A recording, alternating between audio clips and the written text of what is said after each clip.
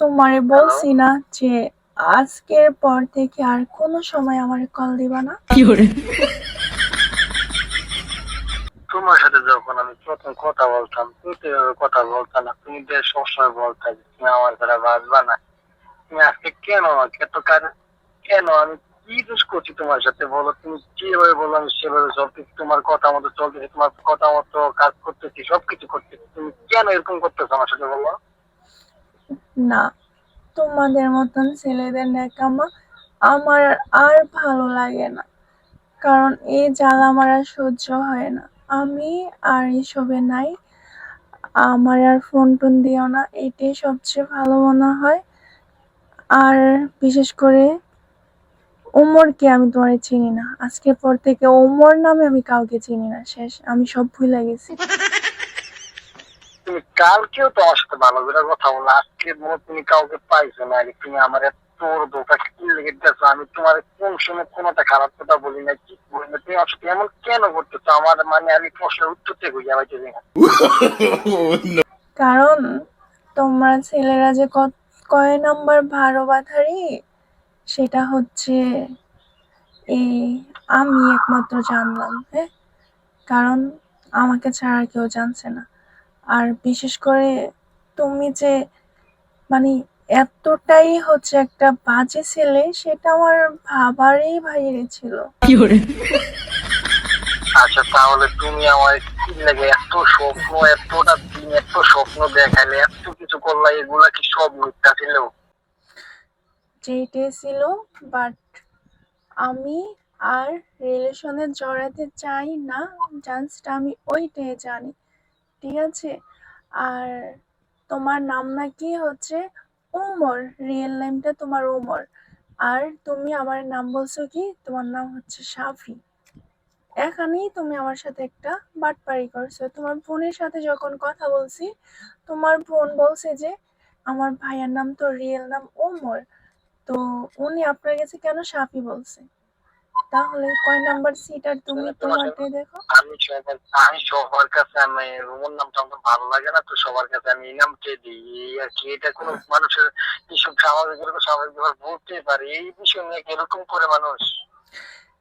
যে মানুষ শুরু থেকে একটা বাটপারি সিটারি করে কথা বলতে পারে, নেক্সট টাইম সে মানুষটার ভিতরে বাটপারির আর কোন জিনিসটা না থাকতে পারে? আচ্ছা, এখন আমি কি করলে তুমি খুশি রাখো? তুমি আমার চাইলে না, তারপরও কও। কি করলে কোনো খুশি না, যেটা বলতেছি ওইটাই। আজকের পর থেকে আপনি যদি আমাকে আর ফোন দেন, আমাকে যদি আর বিরক্ত করেন, তাহলে বেশি ভালো হবে না, ঠিক আছে? তাহলে কিন্তু আপনার বাবা মারে নিয়ে হচ্ছে, জানে না তো, যেটা বলার ওইটা বইলা দেব। তুমি বাবা মার কাছে কি বলবা যে আমি আর আমার আর তোমার বিয়ের কথা? না, আজব তো, আপনার সাথে তো আমি কথাই বলবো না, আর সে জায়গা হচ্ছে বিয়ের কথা, ও মাই গড।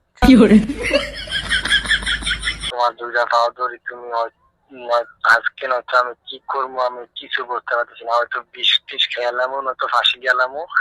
তুমি আমার এরকম করো না, ঠিক আছে? আমি কিন্তু এখন আমার শরীরের ইমেজ একদম দুর্বল হয়ে যেতেছি আমি, ঠিক আছে? আপনি আমার মনে করছি ফাঁসি দিয়া, এই শোনেন, আপনি ফাঁসি দিয়া মইরা যান না কি করেন সেটা আপনার ব্যক্তিগত ব্যাপার। আমারে কেন হচ্ছে আবেগের কথা এখানে শোনাইতে আসছেন?